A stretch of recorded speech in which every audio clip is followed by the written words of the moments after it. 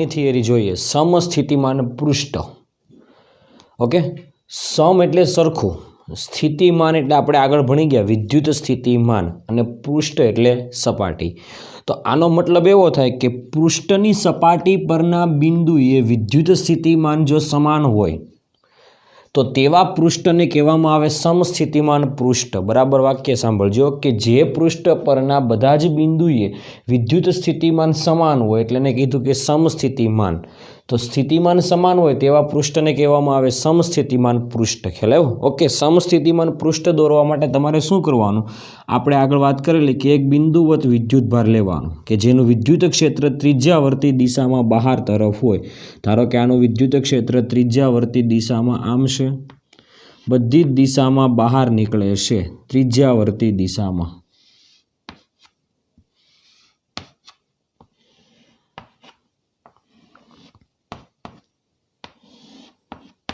Okay, ચાલો હવે આ બિંદુએથી ધારો કે આપણે આટલા અંતરે આર જેટલા અંતરે આ બિંદુવત વિદ્યુત ભારથી આર જેટલા અંતરે વિદ્યુત સ્થિતિમાન મેળવીએ. વી બરાબર કે ક્યુ અપોન સ્મોલ આર જે સૂત્ર હતું એ સૂત્ર ઉપરથી આપણે આ બિંદુએ વિદ્યુત સ્થિતિમાન મેળવીએ એટલું જ અંતરે આ બિંદુએ સ્થિતિમાન મેળવીએ, એટલું જ અંતરે આ બિંદુએ સ્થિતિમાન મેળવીએ. મતલબમાં બધા જ એક સમાન અંતરે સ્થિતિમાન મેળવીએ આની ફરતે, અને એક ફરતે વિદ્યુત સ્થિતિમાન મેળવીએ અને બધા જ બિંદુને કાલ્પનિક પૃષ્ઠ સાથે જોડી દઈએ.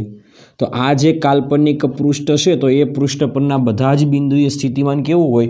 એક સમાન હોય, માટે એને કહેવામાં આવે સમસ્થિતિમાન પૃષ્ઠ. ખ્યાલ આવ્યો આ વસ્તુમાં? ઓકે, તો એવું કહી શકાય કે આ પૃષ્ઠ જે કાલ્પનિક દોર્યું ને આર ત્રિજ્યાનું પૃષ્ઠ છે આ, કે જેનું અંતર ઉગમ બિંદુથી કેટલા અંતરે છે? તો કે સ્મોલ આર જેટલા અંતરે છે.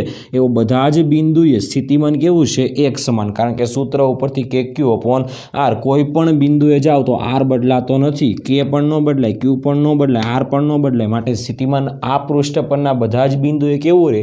એક સમાન રહેશે. ખ્યાલ આવ્યો વિદ્યાર્થી મિત્રો? હવે જો ધારો કે કોઈ અંતર બદલાવી નાખે, એટલે કોઈ આ બિંદુએ નહીં, એના કરતાં થોડાક વધારે આગળના બિંદુએ સ્થિતિમાન મેળવે, તો ત્યાં એક બીજું સમસ્થિતિમાન પૃષ્ઠ દોરો ફરતે એટલા જ અંતરે. તો બધા જ બિંદુએ સ્થિતિમાન કેવું હોય? એક સમાન હોય. ખ્યાલ આવ્યો આ વસ્તુમાં? તો આ પણ સમસ્થિતિમાન પૃષ્ઠ છે, આ પણ સમસ્થિતિમાન પૃષ્ઠ છે. આની અંદર આપણે કોઈ એક ત્રીજું એક સરખી ત્રિજ્યાનું પૃષ્ઠ દોર્યો તો એ પૃષ્ઠ પરના પણ બધા બિંદુએ સ્થિતિમાન કેવું હોય? એક સમાન હોય. ખ્યાલ આવ્યો આ વસ્તુમાં? તો યાદ રાખવાનો કે સમસ્થિતિમાન પૃષ્ઠ એટલે શું? તો કે પૃષ્ઠ પરના બધા જ બિંદુએ સ્થિતિમાન કેવું હશે? એક સમાન હશે. તેવા બિંદુને તેવા પૃષ્ઠને શું કહેવામાં આવે? સમસ્થિતિમાન પૃષ્ઠ કહેવાય છે. ખ્યાલ આવ્યો આ વસ્તુમાં મિત્રો? ઓકે, અહીંયા આગળથી આવું કહી શકાય કે જો આર વધે એટલે વિદ્યુતભારથી અંતર વધે ફરતે બધી જ દિશામાં, તો સ્થિતિમાન કેવું હશે? એક સમાન. એટલે કે અહીંયા આગળથી ધારો કે આટલા અંતરે છે તો આટલા અંતરે કોઈ પણ બિંદુએ સ્થિતિમાન એક સમાન હોય, પણ અંતર વધે તો સ્થિતિમાન ઘટે, અથવા અંતર ઘટે તો સ્થિતિમાન વધે. એવું કહી શકાય કે સ્થિતિમાન જે છે એ અંતરના કેવા પ્રમાણમાં છે? વ્યસ્ત પ્રમાણમાં છે. ખ્યાલ આવ્યો વિદ્યાર્થી મિત્રો? ઓકે, ચાલો આ પૃષ્ઠ જે છે, પૃષ્ઠનું પી બિંદુ આને કહી દો, ક્યુ બિંદુ અહીંયા કહી દો. તો બોલો પૃષ્ઠના પી બિંદુએ અને ક્યુ બિંદુએ સ્થિતિમાન તો કેવા હશે? એક સમાન હશે. તો આવું કહી શકાય પૃષ્ઠના વીપી એટલે પી બિંદુએ સ્થિતિમાન અને ક્યુ બિંદુએ સ્થિતિમાન એક સમાન છે. ખ્યાલ આવ્યો વસ્તુ? હમણાં કીધું તે પ્રમાણે વીપી ઇઝ ઇક્વલ ટુ વીક્યુ હોય તો આ બિંદુએ સ્થિતિમાન અને આ બિંદુએ સ્થિતિમાન હોય તો બંને બિંદુએ સ્થિતિમાનનો તફાવત કેટલો થાય? તો કે શૂન્ય થાય. તો કે ડેલ્ટા વી એટલે વિદ્યુત સ્થિતિમાનનો તફાવત, એને કહેવામાં આવે વીક્યુ માઇનસ વીપી એટલે અંતિમ સ્થિતિમાન માઇનસ પ્રારંભિક સ્થિતિમાન, તો સ્થિતિમાનનો તફાવત. તો વીપી અને વીક્યુ સરખા છે તો કે delta v is equal to કેટલા થાય? શૂન્ય થાય. એટલે વિદ્યુત સ્થિતિમાનનો તફાવત કેટલો થાય? શૂન્ય થાય. ખ્યાલ આવ્યો આ વસ્તુમાં વિદ્યાર્થી મિત્રો? ઓકે, ચાલો આપણી પાસે સૂત્ર હતું વિદ્યુત સ્થિતિમાન એટલે શું? તો કે ડબલ્યુ બાય ક્યુ એટલે આપેલા એકમ ધન વિદ્યુત ભારને કરવું પડતું કાર્ય. ક્યાંથી? અનંત અંતરેથી કોઈ પણ બિંદુએ લાવવા માટે કરવું પડતું કાર્ય. તો W બરાબર સૂત્ર થાય Q ઇન્ટુ V કે વિદ્યુત સ્થિતિમાન કે વિદ્યુત સ્થિતિમાનનો તફાવત તો Q Vની જગ્યાએ લખી શકાય વિદ્યુત સ્થિતિમાનનો તફાવત ડેલ્ટા V એટલે W બરાબર QV પણ કહેવાય અથવા W બરાબર Q ડેલ્ટા V પણ કહેવાય એટલે W બરાબર Q ડેલ્ટા V એટલે શૂન્ય તો કે આપણો જવાબ આવશે શૂન્ય તો ઇન શોર્ટ આવું કહી શકાય કે જો તમે કોઈ વિદ્યુત ભારને P બિંદુએથી Q બિંદુએ લઈ જાઓ પણ કયા પૃષ્ઠ પર તો કે સમસ્થિતિમાન પૃષ્ઠ પર સમસ્થિતિમાન પૃષ્ઠ પરના કોઈ પણ બિંદુએ એટલે એક બિંદુએથી બીજા બિંદુએ વિદ્યુત ભારને લઈ જવા માટે કોઈ કાર્ય કરવું પડશે નહીં કારણ કે કાર્ય કેટલું આવે શૂન્ય કારણ કે બંને બિંદુએ સ્થિતિમાન કેવા હોય એક સમાન હોય અને યાદ રાખવાનું કે સમસ્થિતિમાન પૃષ્ઠ પરના બધા જ બિંદુમાંથી કોઈ પણ બે બિંદુ વચ્ચેનો વિદ્યુત સ્થિતિમાનનો તફાવત હંમેશા કેટલો હોય શૂન્ય જ હોય માટે કોઈ કાર્ય કરવું પડતું નથી ખ્યાલ આવ્યો વિદ્યાર્થી મિત્રો આ વસ્તુમાં તો આ યાદ રાખવાનું છે આગળ વધારાની માહિતીની વાત કરીએ તો ધ્યાન આપો અહીંયા આગળ આ સમસ્થિતિમાન પૃષ્ઠ છે અને એ પૃષ્ઠ પરનો જો તમે નાનો એવો એક ખંડ લઈ લો તો એક પૃષ્ઠખંડમાંથી પસાર થતી વિદ્યુત ક્ષેત્ર રેખા એ પૃષ્ઠને લંબ રૂપે જ બહાર નીકળે બધી સાઈડ જો આ બિંદુએ પણ તમે નાનો એવો ખંડ લઈ લો આ સૂક્ષ્મ ખંડ તો એમાંથી ક્ષેત્ર ક્યાં નીકળે બહાર તરફ એવી જ રીતે પૃષ્ઠને લંબ રૂપે બધી જ દિશામાં ક્ષેત્ર બહાર તરફ હોય છે ખ્યાલ આવ્યો આ વસ્તુમાં તો યાદ રાખવાનું કે વિદ્યુત ક્ષેત્ર અને પૃષ્ઠ હંમેશા એકબીજાને કેવા હશે લંબ જ હશે પૃષ્ઠનો ક્ષેત્રફળ સદિશ નહીં પૃષ્ઠ અને વિદ્યુત ક્ષેત્ર વચ્ચેનો ખૂણો હંમેશા કેટલાનો હશે તો કે 90° હશે તો ત્રીજો મુદ્દો યાદ રાખવાનો હશે કે વિદ્યુત ક્ષેત્ર અને પૃષ્ઠ વિદ્યુત ક્ષેત્ર અને પૃષ્ઠ એટલે ક્ષેત્રફળ એકબીજાને લંબ હોય છે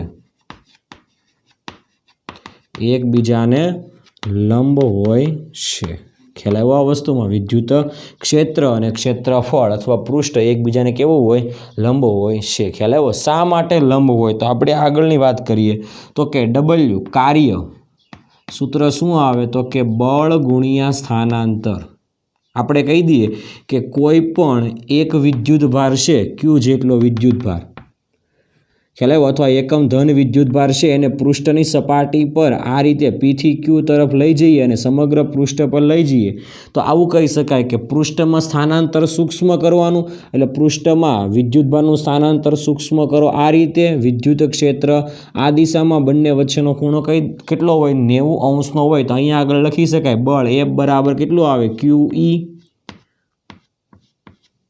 ડોટ DL Q એટલે એક એકમ લઈ લઈએ તો સૂત્ર આવે E ડોટ DL તો ડોટ ગુણાકાર છે એટલે EDL કોસ થીટા વિદ્યુત ક્ષેત્ર અને સ્થાનાંતર વચ્ચેનો ખૂણો હમણાં કીધું તે પ્રમાણે કેટલો છે 90 છે તો W બરાબર અહીંયા આગળ લખી શકાય આપણે કે W અહીંયા થીટા લખી શકાય 90° અથવા આવું પણ કહી શકાય કે વિદ્યુત ભારને એક બિંદુએથી બીજા બિંદુએ લઈ જવું હોય તો કરવું પડતું કાર્ય કેટલું છે શૂન્ય છે તો આવું પણ કહી શકાય EDL કોસ થીટા તો આ છેદમાં જાય તો 0 બરાબર કોસ થીટા તો આવું લખી શકાય થીટા બરાબર કોસ ઇનવર્સ 0 તો આવું લખી શકાય કોસ ઇનવર્સ cos π/2 તો એવું કહી શકાય થીટા ઇઝ ઇક્વલ ટુ π/2 ખ્યાલ આવ્યો વિદ્યાર્થી મિત્રો અહીંયાથી આપણને ખબર જ છે ખૂણો બંને વચ્ચેનો કેટલો છે 0 કોની વચ્ચેનો વિદ્યુત ક્ષેત્ર અને સ્થાનાંતરનો ખૂણો કેટલો છે તો કે 90°નો એટલા માટે એવું કહી શકાય કે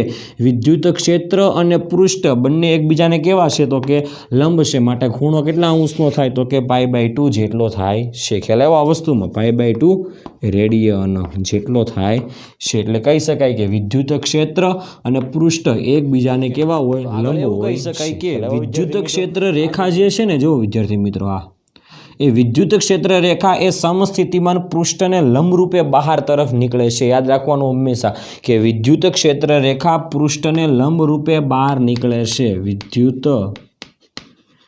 ક્ષેત્ર રેખા એ પૃષ્ઠને લંબરૂપે બહાર તરફ હોય છે ખ્યાલ આવ્યો આ વસ્તુમાં? વિદ્યુત ક્ષેત્ર રેખા પૃષ્ઠને લંબરૂપે જ બહાર તરફ નીકળે છે. એટલે હવે આને આવું પણ કહી શકાય, ધારો કે તમારી પાસે એક વિદ્યુત ક્ષેત્ર અથવા ક્ષેત્ર રેખા આ રીતે છે,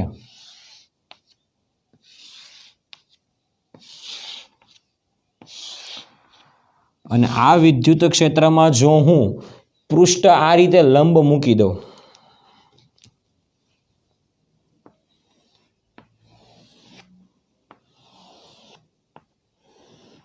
ખ્યાલ આવ્યો આ વસ્તુમાં? ઓકે, તો જો આ પૃષ્ઠ જે છે એ વિદ્યુત ક્ષેત્રને કેવો છે? લંબ છે. અહીંયા પણ પૃષ્ઠ એ વિદ્યુત ક્ષેત્રને કેવો છે? લંબ છે. ખ્યાલ આવ્યો આ વસ્તુમાં? માટે આને પણ સમસ્થિતિમાન પૃષ્ઠ કહેવાય. બીજું એક પૃષ્ઠ આને સેમ સમાંતર મૂકી દો, તો આ બંને પૃષ્ઠ જે છે એ પૃષ્ઠ કેવા છે? તો કે સમસ્થિતિમાન પૃષ્ઠ છે. આ પણ સમસ્થિતિમાન પૃષ્ઠ, આ પણ સમસ્થિતિમાન પૃષ્ઠ છે. આ બંને પૃષ્ઠ પર જો હું આની જેમ કોઈ પણ એક બિંદુએથી બીજા બિંદુએ વિદ્યુતભારને લઈ જાઉં તો કરવું પડતું કાર્ય શૂન્ય થાય. કેમ? તો કે આ બિંદુએ વિદ્યુતભાર છે, આ બિંદુએ એને હું ઉપર તરફ dl જેટલું સ્થાનાંતર કરાવીને ઉપર તરફ લઈ જાઉં તો dl જેટલું સ્થાનાંતર ઉપર તરફ, વિદ્યુત ક્ષેત્ર આ દિશામાં, બંને વચ્ચેનો ખૂણો કેટલો?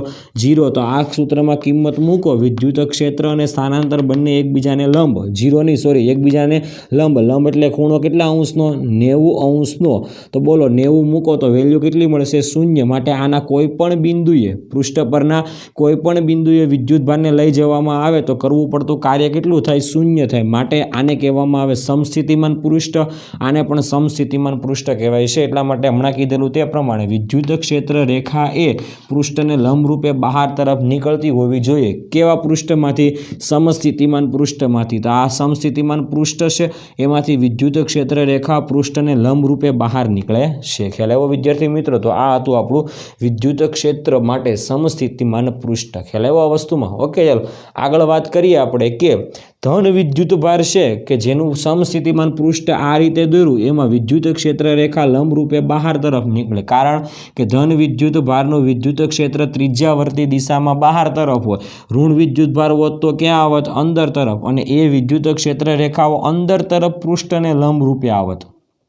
ખ્યાલ આવ્યો આ વસ્તુમાં? ઓકે, તો આવું કહી શકાય કે આ જે ધન વિદ્યુતભાર હોય કે ઋણ વિદ્યુતભાર હોય, સમસ્થિતિમાન પૃષ્ઠ તો ઘણા બધા દોરી શકાય. ખ્યાલ આવ્યો આ વસ્તુમાં? એ સમસ્થિતિમાન પૃષ્ઠ એ કોના ઉપર આધાર રાખે? તો કે બિંદુવત વિદ્યુતભારથી r અંતર, બધા જ અંતર સમાન હોય ફરતે, તો એવા પૃષ્ઠને કહેવામાં આવે સમસ્થિતિમાન પૃષ્ઠ. કલ્પના કરવી પડશે. ખ્યાલ આવ્યો આ વસ્તુમાં વિદ્યાર્થી મિત્રો? ઓકે, ચાલો તમારી પાસે ડાયપોલ છે, એક ઋણ વિદ્યુતભાર અને એક ધન વિદ્યુતભાર. ખ્યાલ આવ્યો? ડાયપોલમાં વિદ્યુત ક્ષેત્ર ધનમાંથી બહાર નીકળે અને ઋણમાં દાખલ થાય છે. ખ્યાલ આવ્યો આ વસ્તુમાં? ઓકે, તો ધન અને ઋણ વિદ્યુતભાર એટલે ડાયપોલ, એ ડાયપોલને લીધે ઉદ્ભવતું સમસ્થિતિમાન પૃષ્ઠ પણ આકૃતિમાં દર્શાવ્યા પ્રમાણે જેવું હોય. ખાસ યાદ રાખજો આ વસ્તુમાં. ઓકે, તો આ જે આકૃતિ છે એ આકૃતિ ડાયપોલને લીધે ઉદ્ભવતું સમસ્થિતિમાન પૃષ્ઠ છે. એટલે ડાયપોલમાં સમસ્થિતિમાન પૃષ્ઠ કેવું હોય તે દર્શાવેલું છે. ખ્યાલ આવ્યો? ઓકે, ચલો ડાયપોલમાં એક ધન વિદ્યુતભાર હતો અને એક ઋણ વિદ્યુતભાર હતો, પરંતુ ધારો કે બંને ધન વિદ્યુતભાર હોય તો આકૃતિ બીજી આપેલી છે, જો